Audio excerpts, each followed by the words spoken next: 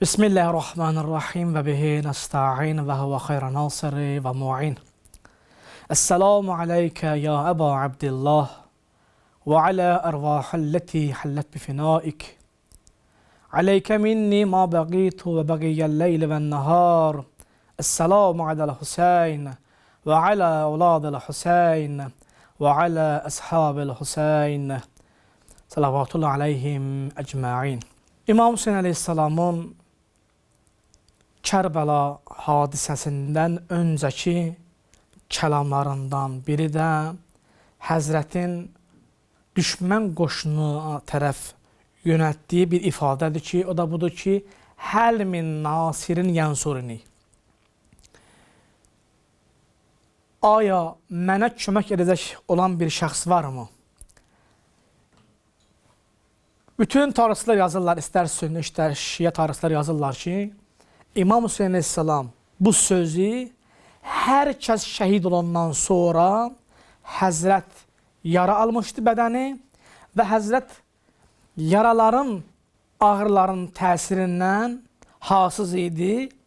Həzrət bir əlin qılıncın vurur yerə, torpağa, qılınca təkki olaraq özün düşmən qoşuna tərəf tutaraq bu kəlməni istifadə edir. Həl min nasirin yansurun. Həzrət hər kəs şəhid olandan sonra düşmən qoşununda bunu deyir. Aya mənə kömək edəcək olan şəxs varmı? Burada sual çıxır qarşıya ki, ya İmam Hüseyin, ya Əbu Abdillah, hər kəs şəhid olub, sən də şəhid olmaq ərəfəsindəsən. Nə səbəb olur ki, hər kəs şəhid olandan sonra və özü də şəhadət məqamına yaxın bir zamanda Həzrət üzün qoşuna tutub sözü deyir. Tarixçilər buyururlar ki, İmam Hüseyin Aleyhisselamın düşmən qoşununa bu ifadəsi, bu xitabı ki, həl min nasirin yansurun, aya mənə kömək edəcək bir kəs varmı?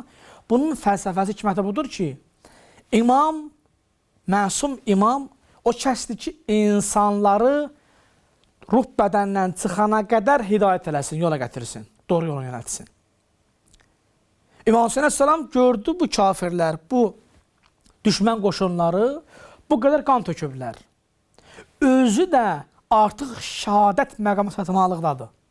Həzrət özü bir imam olaraq, mehriban imam olaraq, hadi hidayət eləyən imam olaraq, yol göstərən imam olaraq Həzrət son dəfədə öz missiyasını neyir? Tamamlayır ki, buyurur ki, mən olan yer behişdir, sizlər olan yer cəhənnəmdir.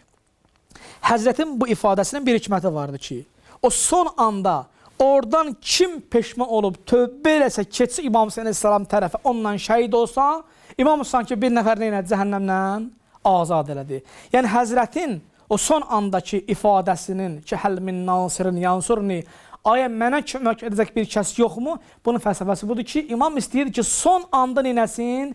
Bir insanı bataqlıqdan çıxarmağa kömək ola bilsin.